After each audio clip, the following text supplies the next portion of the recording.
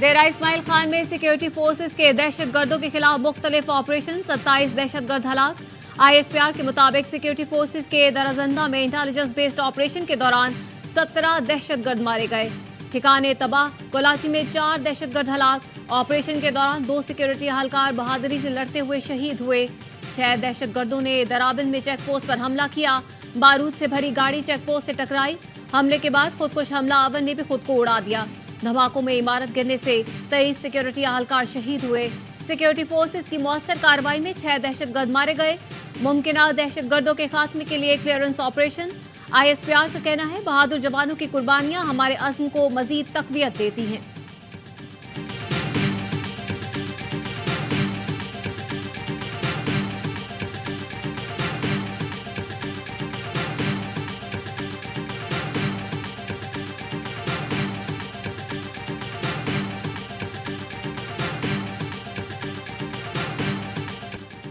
Islamabad high court ने अल Aziziya reference में नवाज शरीफ को बरी कर दिया। सजा के खिलाफ साबिक वज़ीर-ए-आज़म की अपील मंजूर।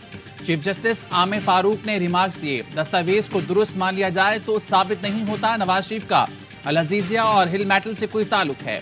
वाजिद ज़िया तो खुद मान रहा है कि मिल्कियत साबित करने का सबूत नहीं, मफरूजे पर तो कभी सजा नहीं होती है। दौरान समाअत नैब प्रोसिक्यूटर ने कहा, वाजिद ज़िया ने नतीजा अक्स किया, नवाज शरीफ ही असल मालिक हैं। हमारा केस ही वाजिद ज़िया के नतीजे की बुनियाद पर है। एहतसाब अदालत इस्लामाबाद ने 24 दिसंबर 2018 को अल अज़ीज़िया स्टील मिल्स रेफरेंस में 7 साल कैद और जुर्माने की सजा सुनाई थी। नवाज शरीफ एवनफील्ड रेफरेंस में पहले ही बरी हो चुके हैं।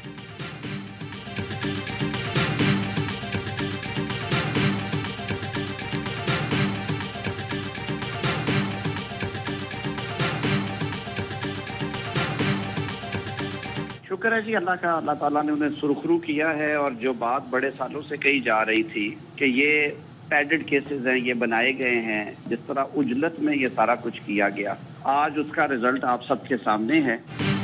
नवाज शरीफ की नाअहली आज खत्म हो गई। नवाज शरीफ अदालत से सुरखरू हुए। नून लीग रहनुमा आजम नज़ीर तारड़ का रद्द-ए-अमल। मरियम औरंगजेब ने ट्वीट किया, जाली मुकदमात की हकीकत अवाम के सामने आ गई। इंसाफ मिलते मिलते 7 साल गुजर गए। नवाज शरीफ चौथी बार फिर अवाम के वोट से वजीर आजम बनेंगे। मुल्क व कौम की तरक्की का सफर वहीं से शुरू होगा जहां रुका था।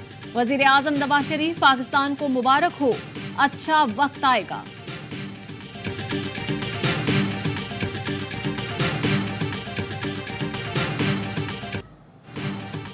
मेयर कराची के खिलाफ तहरीक अदम एतमाद की तैयारी शुरू कर दी। अमीर जमात इस्लामी कराची हाफिज नईमुर रहमान कहते हैं, सिंध में पीपल्स पार्टी की हुकूमत नहीं बनेगी। इस बार पीपल्स पार्टी लोगों को भी नहीं उठा सकेगी। मुर्तजा वहाब का रद्द-ए-अमल, बोले जमात इस्लामी को मुर्तजा वहाब और सलमान अब्दुल्ला पसंद नहीं तो बयान के जरिए नहीं बल्कि अमली तौर पर तहरीक अदम एतमाद ले आएं, अपने नंबर्स पूरे कर लें, लग पता जाएगा। मेयर कराची मुर्तजा वहाब ने इब्राहिम हैदरी से बतौर यूसी चेयरमैन ओहदे का हलफ उठा लिया।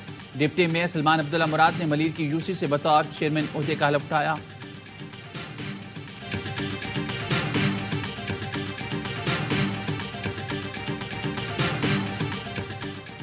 सक्खर की इंसदाद दहशतगर्दी अदालत में सहाफी जान मोहम्मद महर कत्ल केस की समाअत। सहूलतकारी के इल्जाम में गिरफ्तार 3 में से 2 मुल्जमान की जमानत मंजूर। पुलिस ने तीनों अफराद को गुज़िश्ता माह मरकजी मुल्जमान को पनाह देने के इल्जाम में गिरफ्तार किया था।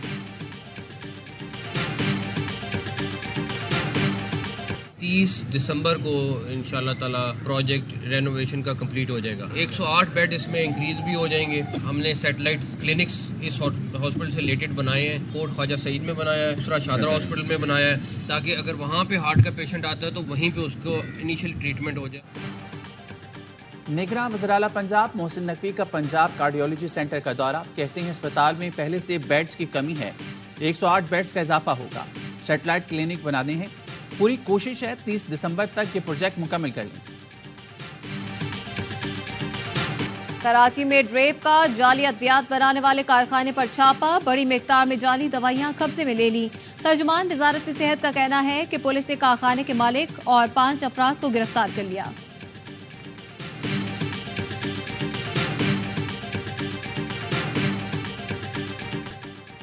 फौजदार कस्टम्स की कार्रवाइयां, 5 करोड़ रुपए से जायद मालियत का गैर मुल्की सामान बरामद। कोर्ट से बरामद सामान में خوردنی اشیاء، چاکلیٹ، بسکٹ، کیک، ٹافیاں، شیمپو شامل۔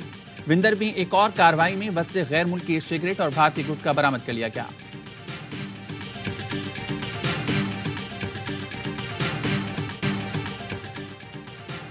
ویسٹ انڈیز کے فل سمنز کراچی کنگز کے ہیڈ کوچ مقرر۔ پی ایس ایل کی مقبول ترین ٹیم کی کوچنگ ملنے پر فل سمنز پرجوش، بولے کراچی کنگز منفرد روپ میں نظر آئے گی، ٹیم کو میچ وننگ یونٹ میں بدل دیں گے۔ اعتماد کرنے پر ٹیم آنر سلمان اقبال اور مینجمنٹ کا شکر گزار ہوں۔ کراچی کنگز کے آنر سلمان اقبال نے کہا، ہمیں فل سمنز کو بطور ہیڈ کوچ مقرر کرنے پر بہت خوشی ہے، یقین ہے ان کی کوچنگ کراچی کنگز کو مزید بلندیوں تک لے جائے گی۔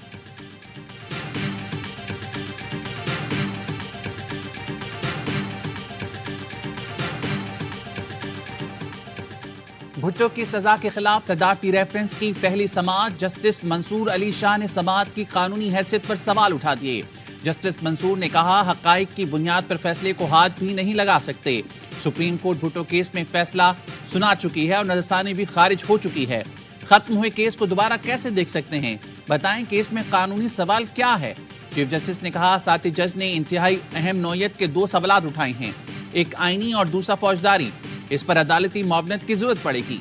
وکیل فاروق ایچ نائک نے کہا، نسیم حسن شاہ نے ٹی وی انٹرویو میں تسلیم کیا ان پر دباؤ تھا۔ انہوں نے کہا، مارشل لاء والوں کی بات ماننی پڑتی ہے، میں انٹرویوز کا ٹرانسکرپٹ اور ویڈیوز پیش کروں گا۔ جسٹس محمد علی مظہر نے نقطہ اٹھایا، فیصلے میں 3 جج بھی اور تھے، جو کچھ جسٹس نسیم حسن شاہ نے انٹرویو میں کہا، کیا اسے قانونی سوال بنایا جا سکتا ہے؟ جسٹس نسیم حسن شاہ اختلاف کر سکتے تھے تو ان پر کیا دباؤ تھا؟ سماعت کی دوران آصف زرداری اور بلاول بھٹو سپریم کورٹ میں موجود رہے۔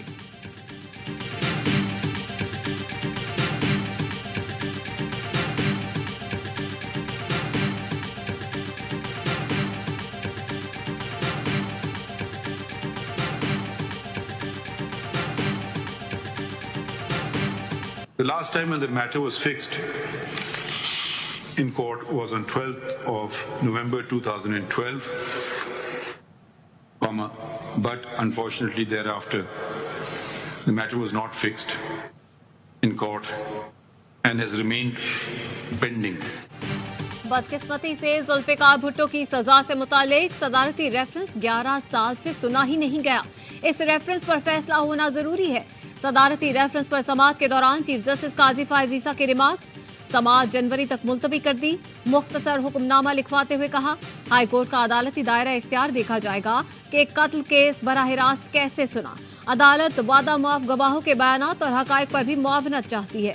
ذوالفقار بھٹو کے ورثاء میں کوئی بھی فریق بننے کی درخواست دے سکتا ہے۔ عدالت نے سابق چیف جسٹس نسیم حسن شاہ اور جسٹس دوراب پٹیل کے انٹرویوز کے مکمل ٹرانسکرپٹ بھی طلب کر لیے۔ جسٹس ریٹائر منظور ملک کو عدالتی معاون مقرر کرنے کا فیصلہ، دیگر معاونین سے بھی رائے طلب کی جائے گی۔ احمد رضا قصوری نے رضا ربانی کے نام پر اعتراض اٹھاتے ہوئے کہا، عدالتی معاون غیر جانبدار ہونا چاہیے۔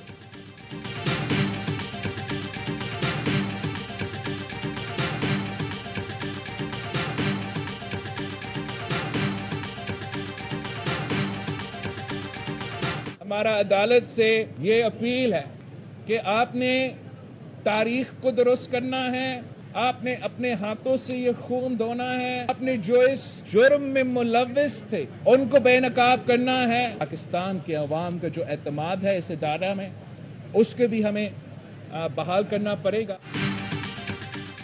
تاریخ اور قانون کو درست کرنا ہے، امید ہے عدلیہ فیصلہ کرے گی۔ ذوالفقار بھٹو اور بے نظیر بھٹو تو موجود نہیں، مجھے انصاف دیا جائے۔